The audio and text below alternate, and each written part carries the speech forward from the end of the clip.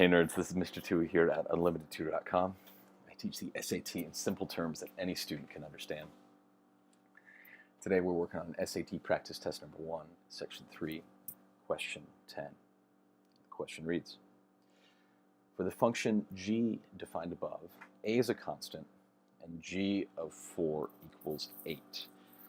What is the value of g of negative 4? All right, a couple things about this problem. First, let's sort of review exactly how functions work, what function notation means. The problem tells us that g of 4 equals 8. What does that mean? That means that for g of 4, and that's the value in parentheses here, whatever's in parentheses, you're going to plug that in for the variable in the function x.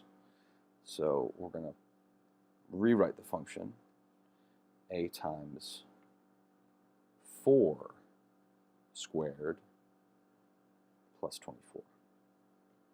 Okay. All right.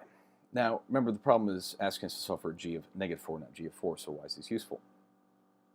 Well, once we find out what this a right here is, then I can plug in that value for a, and then plug in that negative 4 in g of negative 4 in for x to find out what g of negative 4 is. So let's do that.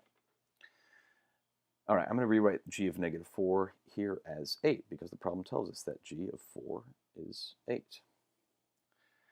All right, so 8 equals a times 4 squared, which is just 16, plus 24. I'm going to solve for a, isolate it, subtract 24 from both sides.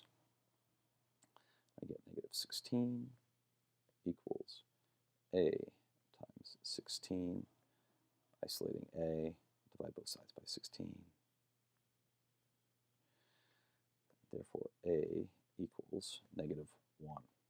Right. Good, so we've got a now. Let's clear some space on the whiteboard.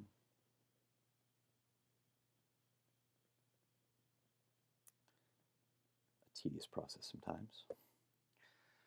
And I'm going to rewrite the function now for g of negative 4. So g of negative 4 equals, and instead of writing a, remember a equals negative 1 here, I can just replace that for a. So that equals negative 1 times, before we plugged in 4, now we're plugging in negative 4 because it's g of negative 4.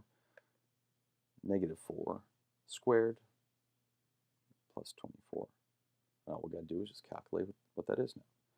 So g of negative 4 equals negative 1 times negative 4 squared.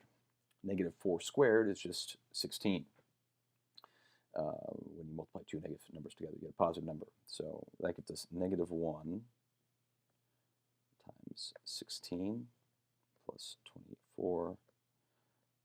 It's going to give us negative 16 plus 24. Therefore, g of negative 4 is going to be 8. Which is interestingly the same thing as g of 4. By the way, that is answer choice A. The second way to solve this problem is just to make a simple sort of logical mathematical recognition, which is noticing that in the function x is squared right here, which means there's no way that x squared could be negative. Because if x is positive, you're going to get a positive, because a positive times a positive is positive. And if x is negative, because it's being squared, you're going to get a negative times a negative, which is also positive. So realizing there's no way to get a negative number here, g of 4 has to be the exact same as g of negative 4. There's no way around it. So just knowing that g of 4 is 8, we know that g of negative 4 also has to be 8. Still answer choice A. Thanks for watching. Check out my website, UnlimitedTutor.com. Sign up for my unlimited tutoring program. My average student has a SAT score increase of over 200 points. You can too.